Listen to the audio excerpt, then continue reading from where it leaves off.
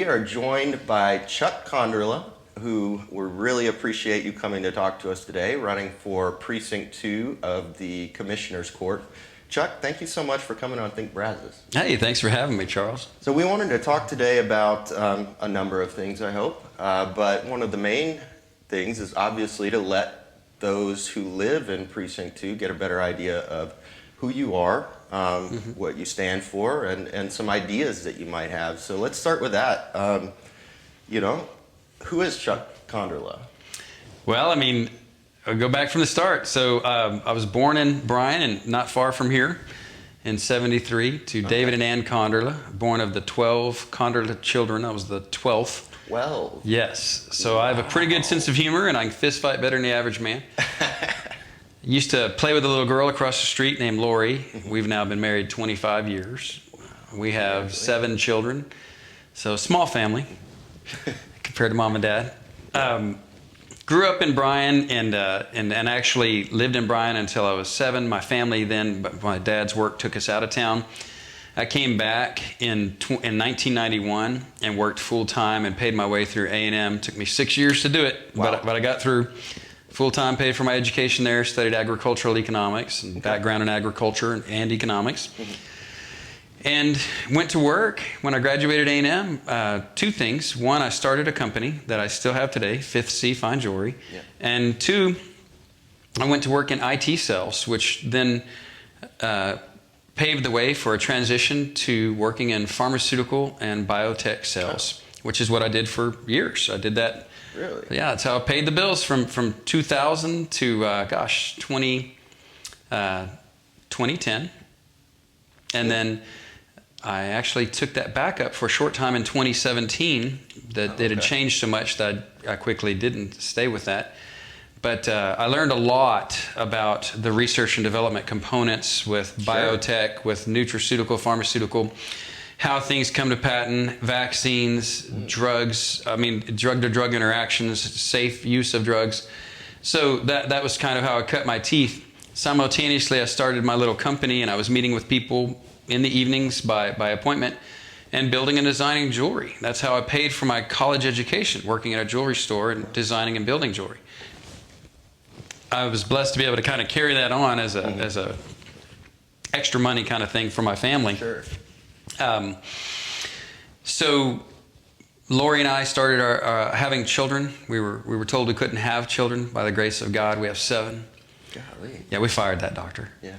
But I did see him after we had our 5th kid, and it was kind of funny because he goes, "Hey, what are you up to?" I said, "I'm headed to the mall to buy another fish for the van." Yeah. It's our 5th one. We have 5 kids. Anyway, how's your practice? That's hilarious. So anyway, yeah, but God is more powerful than any physician, right? So, sure. And praise Him, we have 7.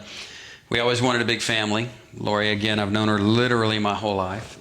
She's just she's everything I want to be. She's wise and compassionate, kind and patient. It's just a wonderful yin to my yang. I could have given God an order sheet of what to expect in a wife, and I couldn't have ordered better than what He gave me. So anyway, wonderful woman. So we've been, as we went along with the career path, in 2010, in 2009, I was appointed to Planning and Zoning Commission for the City of Bryan. So that kind of started, I've always been active in the Republican Party and politically. My family tends to be.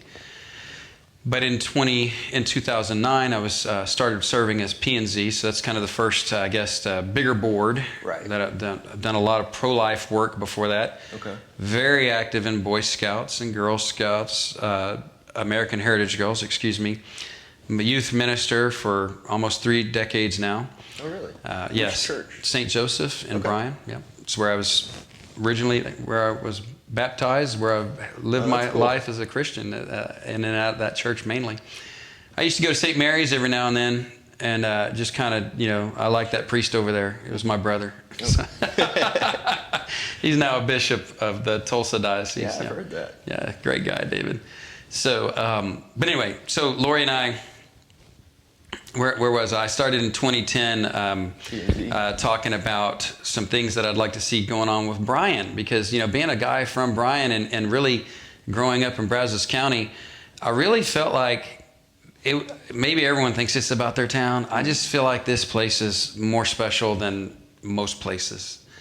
The people here, the capacity to give, the people that get up and go to work every day and provide for their families, and that's still the core of kind of who this area is, and the innovation that's come from here. The downtown area where I spent years and years growing up playing and outside the pharmacy and running up and down those sidewalks, right? So seeing that in a place of disrepair was heartbreaking for me, and I just more and more as I prayed on it, I felt called to maybe step in and do something. In 2010, I ran for city council and was elected. I served 3 terms in Bryan City Council. Okay. So and one was a partial term when I began. So I'm sorry, were you term limited then, or maybe you're getting to that? No, it's a great question, and please stop me because I go. It was in 2010. There was a council member who was running for mayor, and I jumped in and served the last year of his term. I see. In 2011, I was unchallenged, went on the ballot, and was elected unchallenged. During that time, because of the census data changing constantly and Brazos County growing, we had to redraw some lines for the single-member districts in Bryan, Texas, and that actually put me outside of my area. I see. So it's kind of a theme with me. Since I was no longer going to be in my single-member district, I was able to serve until that November election of 12, and then that term as single-member District 3 member would have ended because of the changing of the lines. That said, I still felt like there was work to do, so I ran at large and was elected in 2012 at large. I see. We then moved the dates of the elections from May until November. So I ended up serving an additional 3.5 years in that capacity. Okay. Yeah. Got it. And so what a great time to be on city council. We affected so much change in the area. Serving on city council, I was blessed to be able to be on the Brazos EDF board, the economic development and collaboration, anything that the city was doing with the county. I see. And here's a little geography lesson. The city is in the county. So people talk about, well, so-and-so lives in the county. They know all about county issues. Anyone in Bryan, Texas is in the county. Same thing with College Station, Wixon Valley, Curtin.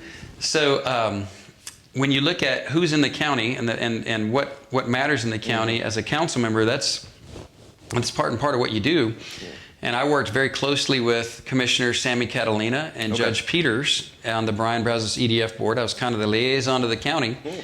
And we accomplished a lot of the things I wanted to see happen. What kind of things would you work on? So in 2010, one of the driving things that made me want to run is that the place I'm from, Brazos County in Bryan, Texas, there were, I think at that time, it was 74% of the students that attended BISD were on some sort of assistance for food. Whether that's the backpack program, whether that's coming to school to eat breakfast, lunch, and then getting sent home with dinner. My business, my family, my youth group, my scout program, we've all been a big part of helping that effort. But when you think about 74% of those people have those challenges, why? Right. And what can you do about it? And I thought as a council member, one thing I could do about it was help bring prosperity to Brazos County. Because I don't think we lack, where some places might, I don't think we lack for people that want to do well by their family and work hard. You look at Habitat as an example. Exactly. And I was as a council member, strongly supported Habitat. As a business owner, I've given the money. As a guy in the community, I've swung the hammers. I mean, Habitat's, Mike Alexander, the board chair, is my brother-in-law. I mean, this is an important organization in my family. And a history there. So not just saying it because we're running for office. This is who we are. And Habitat's a great example of what Brazos County people do. They help each other. They get out and work for it. So as a council member, to the question, what are those things I wanted to see? I wanted to bring jobs here, but not necessarily jobs from 1950, but jobs from 2050. Your manufacturing, your biotech, your nutraceutical, pharmaceutical, the research, vaccine manufacturing, all those things, what those all bring are people then that might need services. So they might need the plumber, the electrician, the guy that's keeping the yard. They might need the nurse, the physician, the people that are going to take care of their family. They need all the services that those people provide, that we in Brazos County, any of us, whether we're the CEO of a corporation or whether we're the person that's coming and helping care for the elderly patient in the home, those jobs bring everything with it. And so I thought with what was going on in what was proposed to be kind of the biomedical corridor in West Bryan, that was something I championed. Okay. The reinvigoration of downtown. So taking downtown from what might have been a cancer in the city of Bryan and making it the center, and something we're very proud of, where we embrace our heritage. And I can tell you something else. Where I office, we have a great view of the tree line in Brazos County. Well, that tree line wasn't at all like that when people started coming to Brazos County. In fact, the Italian immigrants and farmers that came here planted those trees. This was a grassland prairie. And when I look out across Brazos County and think about, that's kind of a silly thing, but trees take a long time to happen. Yeah. And when you look out and go, this place looks completely different because of the people that live here and that founded this place. And what is my role in that place? And that's the prayerful consideration that I gave as a councilman and also in my time as commissioner as well. So when you weigh all that in as a council member, you're very motivated to bring those items for prosperity here, to take your existing businesses that are here and make the city very customer service oriented. I didn't ever want the city feeling like you're going, God forgive me for the analogy, but going to the DMV. Like, well, that's Charles, you brought Form A and B, but you didn't bring C. Come back. No soup for you. I never wanted the city like that. So that was something that we really pushed for in 2010 when I was elected, was making staff realize their roles and not be in a silo. We have an amazing staff at the city of Bryan, but everyone worked together. And when someone comes to us, that's someone, usually a citizen, a developer, someone wants to invest in our community, it's not a question of did you do A, B, and C and yes or no. It's a question of how can we help you? How can we make what you want to make happen in our city happen within our rules and parameters of our city? And that attitude, I think, is now what Bryan is known for. And in fact, you can talk to the people that just opened Big Shots Golf in Bryan. Their interactions with the city are what made them come to the city of Bryan instead of sticking that out on Highway 6 in some other city. So very, very proud of that. I never want to be the guy that says, I did that. I'm very proud to have been a member of the group of people that did that, because it was a great group of people that all bought into that and serve that now very well. And the city staff, amazing. When my term ended in November of 15, I worked with my company. Very blessed to have that company that was kind of a side thing, support my family of 9. And that year was very difficult because we lost my wife's mother and father. In 2012, while I was running for council and all that was going on with council, I was reeling from the loss of my mother, one of the most influential and impressive human beings I've ever met. And anyone that knows her, that worked with her, she was a nurse for decades at St. Joseph, brought many, many children into this world as a labor and delivery nurse, and even as a midwife for those that maybe were afraid to go to the hospital or couldn't afford it. So community service and helping those maybe less fortunate than us is, again, something that we were raised with, knowing and respecting. But then, when I left the term as council member, my wife's mother and father became sick and both passed on. My father, in 2012, after the loss of my mother, we became aware of how well, as a devoted wife, she masked his dementia. And we realized that he was far along with dementia. So we started, when you have 12 kids, you really are blessed for several reasons. But one of them is we just started taking shifts of who was with Dad. Yeah, my shift was Thursday. Wow. Thursday, I'm with Dad. And those were challenging but wonderful days with Dad. He wasn't quite Dad, but he was. And kind of changing those roles, so who's taking care of who. But still bits of wisdom would pop out between the dementia and really get to know and still love this amazing man that you're blessed to call Dad. So for a year, we kind of lived on our company and took care of parents that passed. And my father actually didn't pass until 19. He passed in 19. But I focused on my family. We had a lot of young children. Focused on my business, focused on my community service with all the things that were, again, youth groups, scouts, American Heritage Girls, boards, commissions. I'm very, very involved in the community because I want to invest my time here. This isn't something I just started doing because I'm running for office. Right. Again, it's who we are. In 2018, I sat down with Commissioner Catalina and Judge Peters and told them I would like to run for county commissioner. We had since moved into the county. We've been in the county now for several years. And you're still there? Yeah. In what people call the county, the outside of the city limits of Bryan. Thank you. We're all in the county. But I do now live outside of the city limits, right? And during that during those interactions with Sammy and with Dwayne, who are dear friends, worked with them for years, brought Atlas Pipe and Tube here. We kept Kyle Field from shutting down. We brought numerous businesses, again, Prosperity Opportunity, CTE program, worked on so many things together, accomplished great things together. So I'm sitting down with these guys, not for the first time, and talking about maybe serving as county commissioner. Sammy was Sammy. He was incredibly encouraging. We spent probably 2.5, 3 hours at the Longhorn that day talking about the differences between a commissioner and a council member. And it was awesome. It was just a great time. And it ended with him saying, Chuck, I think you'd be a great commissioner. And, I'm serving. He had just been reelected. I'm serving till 22. But January 1 of 22, maybe, excuse me, I'm sorry. I'm going to get my dates right. He was serving through 22, and he wasn't planning on running again. He said, I think you would make a good commissioner. You ought to consider running. And I left thinking, well, that's great. He goes, you ought to talk to Dwayne Peters. So I separately sat down with Dwayne. And Dwayne and I share the same addiction of mi pueblito in Bryan, the best Mexican food. But we sat down, again, a couple of hours and talked through it. Differences between a commissioner and a council member. And Dwayne was very supportive as well. Chuck, I think you'd make a great commissioner. I'd like to see you run. And to be honest, I drove away thinking, wow, both of these men, great interactions, think I ought to run for commissioner. And I got about 5 minutes down the road and I went, you dummy, they tell that to everybody. I had to check myself.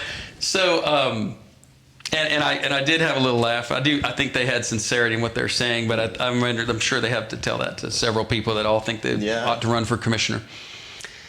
Well, here you are now, and you are taking that leap and jumping in. But this isn't your first rodeo with the County Commissioners Court. You were a few months. Well, and the next part of that story was, I talked to Sammy several times. He had any number of things that if any one of them maybe could have given him a break, he could have maybe beat them all. But God's plan was to take him home. And Judge called me and said, Chuck, I just want you to know Sammy's passed, and we're going to have to fill that seat. And, just be aware of that. And I thought, oh, goodness. It came out later that we understood how that seat would be filled. There would be a process by which people would put their name in, resume in, to be considered by the judge of who would be appointed to serve until the next election. Sure. 7 people put their name in, and judge chose me, which was incredibly flattering and a big honor, humbling at the same time. Right. But he chose me and said, Chuck, I trust you, but you're coming in during a very difficult time. And he wasn't joking. In June of 20, when Judge Peters swore me in, I began serving. First of all, staff's reeling from the loss of a very well-loved commissioner. Right. He was sick for some time, so there's a pretty good backlog of things to catch up with that he was working on. It was budget time, which is always challenging. Right. And think back of June of 20. I mean, people were terrified. We were told, I don't want to mention who, but we were told by an organization that we were going to have 30,000 casualties in Brazos County potentially. Wow. 30,000 casualties. And no one understood really fully this pandemic. And because there were, and still are, varying reports of what's going on and what we ought to do to mitigate the risk, some people take it seriously, some don't. My good friend, Councilman Adcock, passed away yesterday. So this is a serious, it's very hard to know which direction to go, who to believe, and it was like that then. And how do you mitigate risk, and how do you keep your family and yourself healthy? Right. And that was all going on in June of 20, and businesses were shut down. My business was locked up. I couldn't even go to my building. So people I buy diamonds from were locked up for months after that. It was very challenging to be a jeweler during that time. Right. But as a new commissioner, that's what I walked into, you know, and the analogy I use is the house was on fire.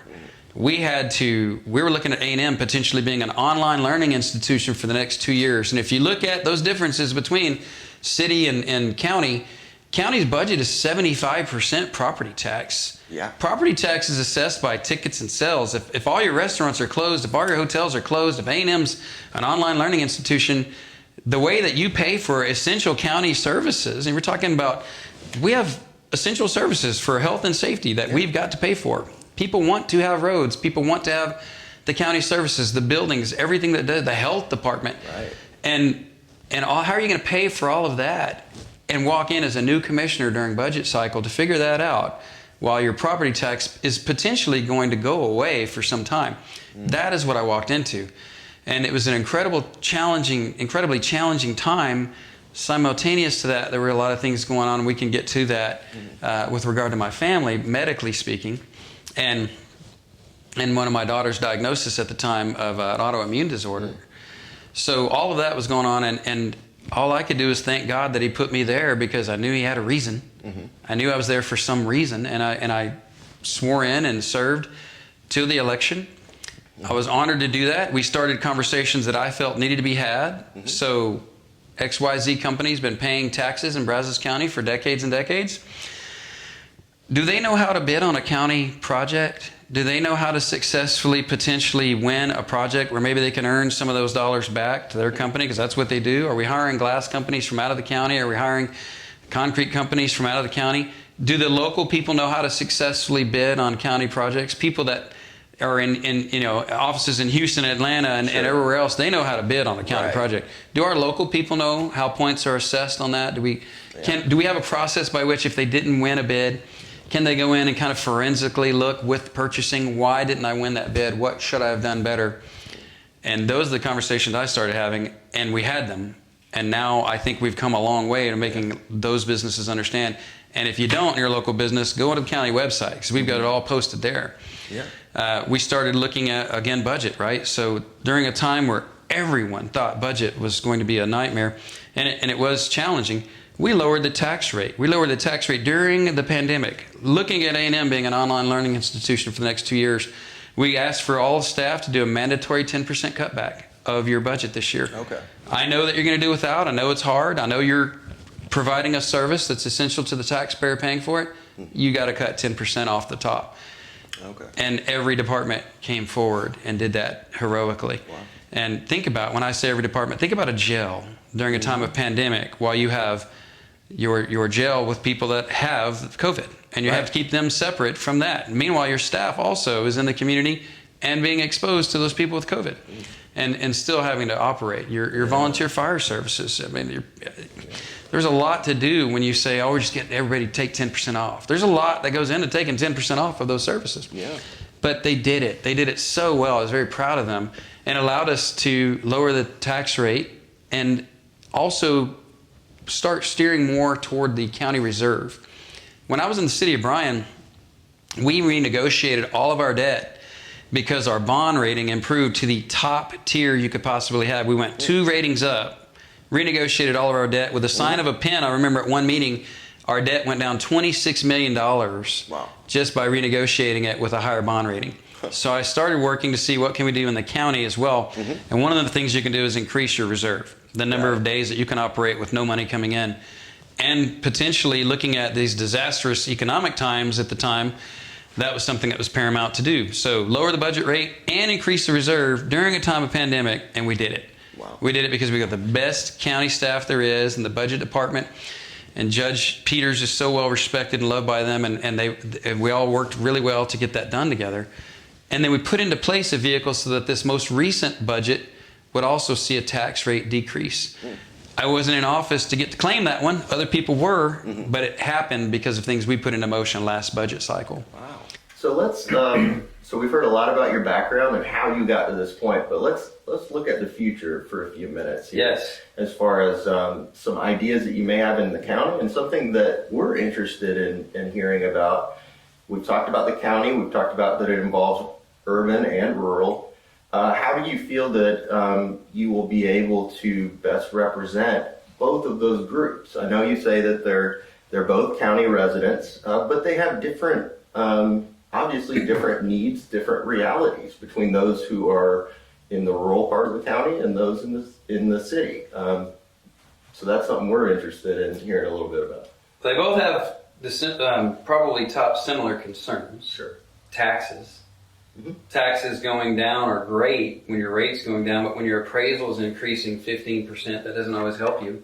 Right. That's not a county-controlled thing, the appraisal. There's an appraisal board, but there are state rules that they're following. Mm-hmm. And working with your state representative, your state senator, working with the governor's office, and talking about these things, that how do we get these out-of-control appraisals reined in? Mm-hmm. And having that network of people. Again, if I were just coming into office, I'd be trying to build that network of people. I have all those people on my phone. Mm-hmm. I'm talking with those people regularly. So working, I think, one of the things that as a commissioner that I would like to do, again, it's not a county, you don't have a lot of county control, but you do have county voice. Mm-hmm. And the voice is my voice with everybody behind me, reining in the out of control appraisal values.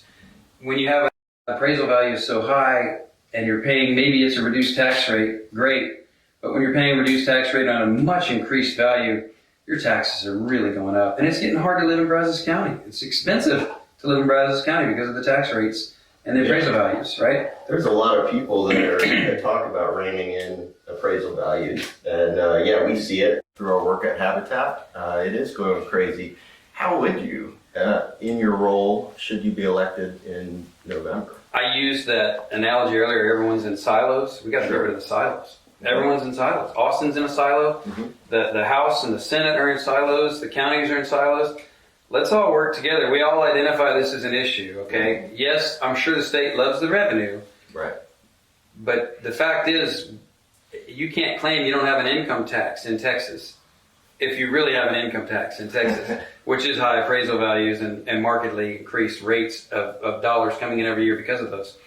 So let's break down the silos. That's something I have a history of doing. That's I think, a strong point for me and I think probably the other three candidates will all agree with me that this needs to be done, but I believe I have an advantage in working out of those silos. So bringing that together, bringing everyone on the same page, like we did with the City of Bryan with customer service, like we did with the county for letting people know how to bid on county projects, accomplish the impossible by having a plan and following it. That's what I do. That's what I'm known for. Okay. And so the appraisal values, getting those under control, dropping tax rate, that can be done too. And we did that, when I was with the city. Mm-hmm. There was BTU, and BTU had its upper echelon, CEOs, CFOs, and all the C-suite. City of Bryan had its own. A lot of those we could reduce some redundancies there. Mm-hmm. Look at Joe Hegwood was the CFO for BTU. He became the CFO for the City of Bryan and BTU because BTU is a department of the City of Bryan. Okay. So we eliminated top salaries by doing that, eliminated some redundancy, saved the taxpayer lots of money. What can we do in the county to do that? What can we do to bring those rates further down and appraisal values down?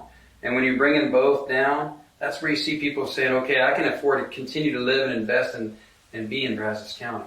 So that's a priority one for me. Okay. Priority two would be, again, that prosperity, bringing your current businesses into a place where they feel like I'm working in a county that's customer service oriented. I have an incredibly responsive government, and they give me an answer, and they take red tape out of my way, and they don't give me mandates and rules that I must follow without any input from me. And I can call my commissioner and talk to him or her, and they're going to answer the phone or they're going to call me right back. That's exactly the kind of commissioner I was when I was there, and will continue to be. But when we're responsive government, the taxpayer who is paying taxes maybe feels like he or she has a voice and can affect change in their own community.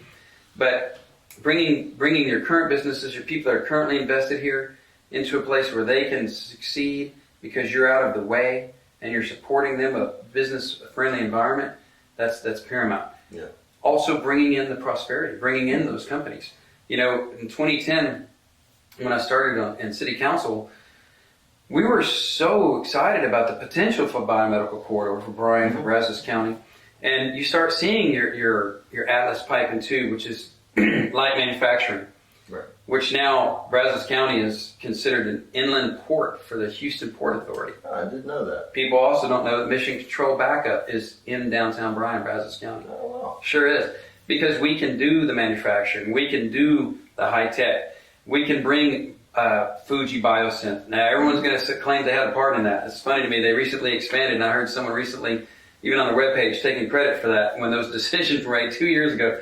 So it's the hilarity of it. But Reagan always said there's no limit to what we can do if we all work together and don't worry about who gets credit. Well, that's what I want to continue to do as commissioner. I want to work with the cities. I want to work with all the cities. There's not just 2 cities in Brazos County. I want to work with all the cities in Brazos County to answer their needs and make their business environment, their business climate friendly and responsive, to bring in new opportunities to those as well. And to bring in, again, those 2050 jobs, not those 1950 jobs. That said, the reason we're building vaccines in West Bryan and Brazos County, and vaccines typically are 12 to 14 months to manufacture with a very high rate of contamination. In West Bryan, we're doing that in 6 weeks. And we're bringing together pharmaceutical prowess, obviously, with research and development. But the agricultural community, we're growing those vaccines on tobacco leaves. We're bringing in human sciences with A&M system and the colleges out there, veterinary sciences as well. We combine all those things. The reason that company came here and wanted to manufacture vaccines in 6 weeks in Brazos County is because we had all the disciplines: human science, veterinary science, agriculture, business. Texas A&M hits all those disciplines, and that is here. And who can work as your commissioner with Texas A&M? I'm very close with the chancellor, and we've worked on many things together. We kept Kyle Field from shutting down for 2 years, which would have decimated our economy. Because of the pandemic? No, because of the reconstruction of Kyle Field. The plan was to shut Kyle Field for 2 years, rebuild it, and then fire it back up. And that would have been probably okay for the university and the system. Sure. I was on the Convention and Visitors Board during that time. We did an economic impact study. It would have been a $126 million hit to the community 2 years in a row. And again, right, those property taxes are based on sales and receipts. We had a brand new Best Western in Bryan, $10 million on the tax roll. It would have been worth far less. So then what do your 74% income challenged kids do in BISD? Sure. When you can't pay the bills, when you can't provide the services, when you can't grow your economy because your economy is reeling from the loss of this giant engine, Texas A&M, and Kyle Field in these games and all that brings in. So we avoided that. So as a commissioner, I'll keep working with A&M, with the cities, with the county, and we'll avoid those negative things. We'll build on the things we've done. I'm not just saying I'm going to do it. I've done it. I've done it since 2010. So this is not new stuff for me that I just decided to run for office. And when you look at bringing people to your area, I mean, we just lost one deal. It was a $2 billion data center. Why did we lose it? Silos. Again, Reagan, there's no end to what we can accomplish if we work together and don't worry about who gets credit. Yeah. Let's work together and don't worry about who gets credit. So one of the things I'm most proud of as a council member was an interlocal agreement at the biomedical corridor, which built a taxing entity special to that designated corridor. Okay. So you don't have Bryan and College Station doing this anymore. You have them saying, let's bring them to our interlocal agreement, our corridor. And I was an architect of that. I don't want to take credit of that. There were many good people in the room that made that happen. And 2 cities and a county had to agree. But when we tore those silos down, Charles, we ended up with a biomedical corridor that's blowing up in Brazos County. And look at the prosperity and potential for that. And a rancher here might have a son or daughter that wants to run the ranch, and wonderful for that. And maybe they become a veterinarian one day. Maybe they also learn to cure cancer in Brazos County, because we can manufacture vaccines in 6 weeks. By the way, first run of a vaccine is 6 weeks. When you have a vaccine developed and you want to tweak it, those are 4-week turnarounds. What does that do to research and development to keep people from dying of cancer like my mom? Right. What does that do when you can take a vaccine and put it against a free radical and watch what it does to delineate cancer, or to destroy it or weaken it or shrink it? And instead of waiting 14 months for the next vaccine to see what it'll do, you're waiting 6 or 4 weeks. Yeah. This is Brazos County. This is where we're strong. We're strong in all these areas. And the commissioner walking into this office doesn't need to be a really good at building roads. Sure. We have a county engineer for that. She's awesome. Mm-hmm. This commissioner needs to be able to work with agricultural. That is my degree, my field of study, my background. With the business community, absolutely my strong point. With bringing companies here, with nurturing companies that are here, keeping them from leaving, make them be able to expand, get out of their way, give them a business environment. And working with farmers and ranchers, and that's Brazos County. Right. So we all share those same things. Let's control those taxes, control those appraisal values, and get out of my way. Let me do what I'm here to do. I'm a business owner, I'm a rancher, I'm a producer. I want to do that. You want to be a good commissioner, get out of my way and help me when I need you, and be very responsive for the services that you represent. Yeah. There's commissioners, there's 22 elected positions in Brazos County. The commissioners are the pocketbook. Do you really understand the court system? Do you understand what having a second district court might be here?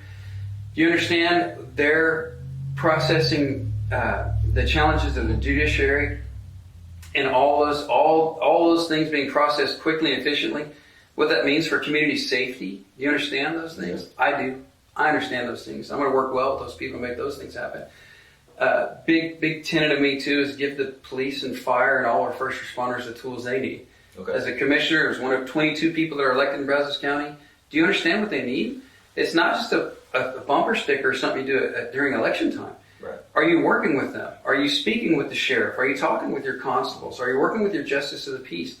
Do they have the budget and assets and tools they need to do what they need to do? I mean, we looked at JP Precinct 1 is working in a building that during the freeze was almost destroyed with pipes and leaking and everything else. I heard about that. Yeah, so while in the commissioner's court, we bought the land for their new office and we've begun building the new office because it's needed. Right. Not because it's nice, not because they have to be in a plush facility, but because it's a needed, necessary tool that we need to give them. That isn't even my precinct, but as a county precinct commissioner, you got to support the county, and that's something I do. Take the silos down. A third thing for me is, servant. Are we a servant of the county? I think the commissioner is able to better serve the county when they're a servant of the county, when they do things that they see need to be done because they need to be done. And I'm running for office, so I have to pat myself on the back, which is super uncomfortable to do. But no one told me to go into Wheeler Ridge when the tornado hit and work on that team of guys where we went off and chainsawed houses, trees on houses, and chainsawed the area to help clear the area. BTU was busy restoring power. The police were busy making sure no one was looting. We were in there as a FEMA-recognized organization, cutting away trees and limbs so that people could start getting to their house if it was unsafe, or start rebuilding and reconstructing their house. We started a Facebook group that coordinated people in need with people who had what they needed. Wow. And initially that was baby wipes and food and clean water and clothes for some of those families. Yeah. Because yes, you've got insurance, but you know what? There's a little time between when that tornado hits your house and when that insurance check hits your bank. Who's helping you in the meantime? We were. And the reason we were a group of people is because we tore down silos. We didn't care who was getting credit. We went in there and did it because it needed to be done. I think that's the heart of the commissioner. That should be the heart of who serves you as commissioner. If you don't have a history of serving with youth, with their spiritual life, in a community and other services and other offices that don't pay you money, like city council, do you really have that heart to know what it's like to act as a servant? You might, but I feel like that's a strong point for me in my campaign. It's absolutely what I want to bring back to Commissioner's Court when I win this in November. Well, is there, first of all, thank you for speaking with us today. Is there anything last minute that you would like to bring up, or how can someone watching this get in touch with you, look at your campaign, your platform, all of that? How can they do that? So, Charles, I'm sorry I get very passionate about these things. I feel like I've been in a didactic conversation. I hope that's the whole point. Okay, I hope I've covered what you want. I hope people can see me and learn a little bit more about me through these answers. Yeah. And if they want to learn more about me, they can go to chuckkonderla.com. That's ChuckKonderla, chuckkonderla.com. And then learn more about what it is I'm doing, what I want to accomplish, and how they might be able to support the campaign, or ask me questions and get in touch with me. Perfect. Well, thank you so much. This is Chuck Konderla. He is running for Precinct 2 of the County Commissioner's Court. Thank you so much for joining Think Bradley. Charles, thank you, bud.